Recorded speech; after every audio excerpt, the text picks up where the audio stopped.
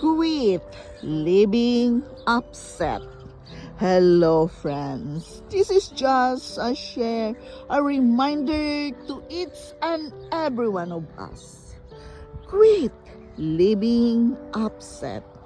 Acknowledge that you have a great defender in your life, the creator of the universe. Quit fighting those battles, trying to win somebody over who's never going to be for you.